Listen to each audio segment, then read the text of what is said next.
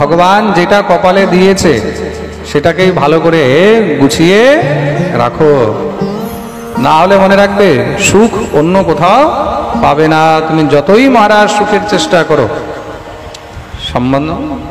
সে সম্ভব নয়। যা ভগবান দিয়েছে সেটাকেই কপালে ভগবত ইচ্ছা ভগবত প্রসাদ বলে মনে করে নেওয়া উচিত। প্রেম সে বলো। হ্যাঁ, দেখুন ঘর পরিবার সংসারের মধ্যে একটু এদিক ওদিক হয়। তুমি যতই চেষ্টা করো, আরে ট্রেন চালাবার জন্য ইঞ্জিনিয়াররা খুব সুন্দর ট্রেনের লাইন বিছিয়ে রেখেছে, রেল লাইন বিছিয়ে রেখেছে। তো তা রেলের লাইন কি একদম সমবত লাইন? রেলের লাইন হলো সমবত, একদম সমান।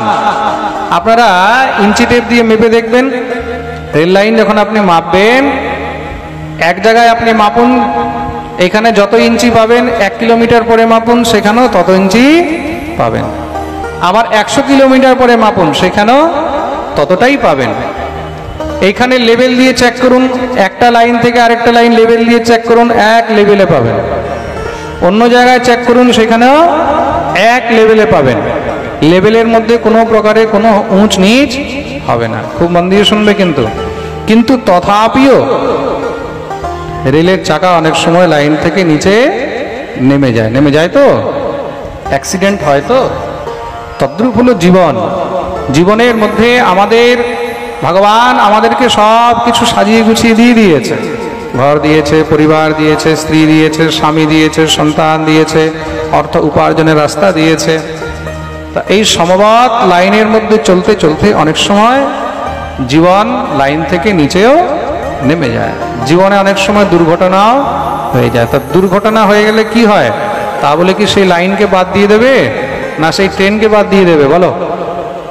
হ্যাঁ, জীবনে দুটিকে নিয়েই চলতে হবে। তা কি করবে? লাইনকেও ঠিক করতে হবে, লাইনকেও ঠিক করতে হবে, আবার ট্রেনকেও ঠিক করতে হবে। লাইনও ঠিক থাকবে, ট্রেনও ঠিক থাকবে, তখন গিয়ে জীবনের যাত্রা সুন্দর হবে। প্রেম সে বলো।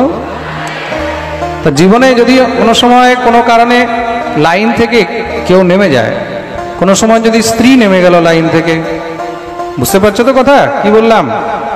হ্যাঁ, ঠিক আছে, এর থেকে বেশি তো আর ভেঙে বলতে পারবো না। কোনো সময় যদি স্ত্রী লাইন থেকে নিচে নেমে গেল, তাকে ঠিক করো। কোনো সময় যদি পুরুষ লাইন থেকে নিচে নেমে গেল, তাকে ঠিক করো। একে অপরকে নিয়ে চলতে হবে।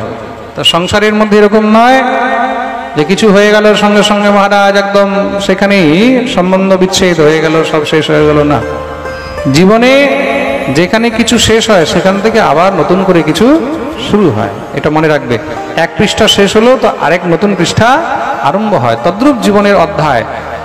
কাল পর্যন্ত কি হয়েছে সেটা নিয়ে তুমি যদি আজকে রোজ রোজ মহারাজ একই জিনিস নিয়ে চলতে থাকো, তুমি যদি নিয়ে 10 বছর আগে কি হয়েছে, 5 বছর আগে কি হয়েছে সেই নিয়ে যদি সবসময় স্ত্রীকে খোঁটা দিতে থাকো, বা স্ত্রী যদি স্বামীকে খোঁটা দিতে থাকে, তাহলে সেই ঘরে কখনো সুখ কখনো শান্তি হবে না। যেই গৃহের মধ্যে মনে রাখবে স্ত্রী বা পুরুষ পুরানো কথাগুলোকে ভুলে যেতে শিখে যায়, যা হয়ে গেছে, ভগবান গীতায় অর্জুনকে বলেছেন না, গতম ন শৌচামি। অর্জুন, যা হয়ে গেছে সেইগুলো নিয়ে বেশি চিন্তা করতে নেই। আমাদের ব্রজভাষায় একটি কথা বলে, যে বিত গই ও বাত গই। যা পেরিয়ে গেছে সেটা শেষ হয়ে গেছে, সেটা আর ফিরিয়ে আনা যাবে না। কিন্তু কিছু কিছু মানুষের স্বভাব হয়, যেটা পেরিয়ে গেছে ওটাকে আবার টেনে টেনে নিয়ে আসবে। আরে তুমি এরকম করেছো, তুমি এই করেছো, তুমি সেই করেছো, তুমি ওই করেছো। তখন কি হয়? তখন কার মন হয় বোধহয় আমি আবার মরে যাই, আত্মহত্যা করে নিয়ে শেষ হয়ে যায়। এরকম নয়, যে বিত গই ও বাত গই। যত তাড়াতাড়ি ভুলতে শিখবে ততই জীবনে সুখী।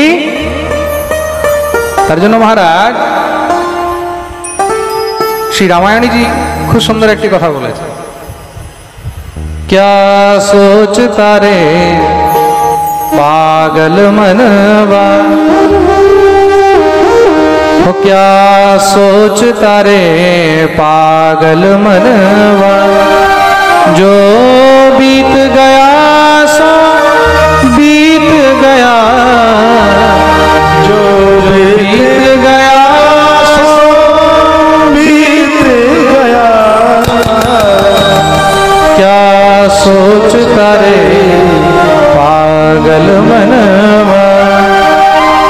क्या सोचता रे पागल मनवा, जो बीत गया सो बीत गया, जो बीत गया सो बीत गया। इस उजले मन में, इस उजले मन में सोच ही क्या, जो बीत गया सो बीत गया, जो बीत गया सो बीत गया। क्या सोचता रे पागल मनवा। এই পাগল মন, কি নিয়ে তুই সব সময় চিন্তা করছিস? যা হয়ে গেছে তা হয়ে গেছে।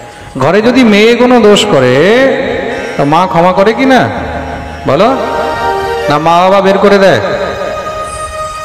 কি মেয়ে যদি কোনো দোষ করে তা মা বাবা কি বের করে দেয়? তো কোনো সময় যদি বৌমা ভুল করে ধরলো, ওই দোষ করে ফেললো, তাকে বোঝাও, তাকেও আপন করো, সেও তো ঘরের বউ। মেয়েকে তো কোনোদিন বলে না যে বেরিয়ে যা আমার ঘর থেকে, কিন্তু বৌমাকে কেন বলছে বেরিয়ে যা আমার ঘর থেকে? পরের মেয়ে বলে, তাকে আপন মানে। ভুল হয়েছে শোধরাও, আজ ভুল হয়েছে শোধরাও, আবার যেন ভুল না হয়। কিন্তু যদি কেউ বারবার ভুল করে, তার জন্য কিন্তু নিশ্চয়ই কোনো জায়গা হওয়া উচিত নয়। ভুল একবার হয়, ভুল একবার হয়, ভুল বারবার হয় না। বারবার যেটা হয় সেটা অপরাধ, সেটা হলো দোষ। কেউ যদি কোনো জিনিস বারবার করছে, তার মানে মনে রাখবে সেটা তার স্বভাব হয়ে গেছে, আর এমন ব্যক্তিকে জীবন থেকে দূরে সরিয়ে দেওয়াই উচিত। ভুল একবার হয়, আর যেই একবার ভুল হয়েছে তার ক্ষমা অবশ্যই করা উচিত। স্বামী যদি কোনো ভুল করেছে, শুধু স্ত্রী নয়, ঘরের মধ্যে স্বামীও যদি কোনো ভুল করেছে, ঠিক আছে, তাকে বোঝাও। আরে ভুল তো রাবণও করেছিল, করেছিল কি না বলো? রাবণও তো ভুল করেছিল। রাবণ কি করেছে?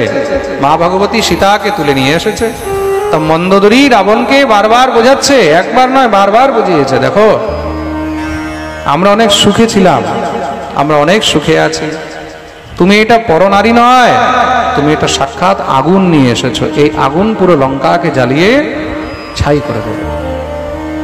রাবণ বোঝেনি, মন্দোদরী চুপ হয়ে গেছে। মন্দোদরী মনে মনে বিচার করলো, তার মানে এখন রাবণের বিনাশ এসে গেছে, আর সেই বিনাশ আমি নিজের চোখে দেখব।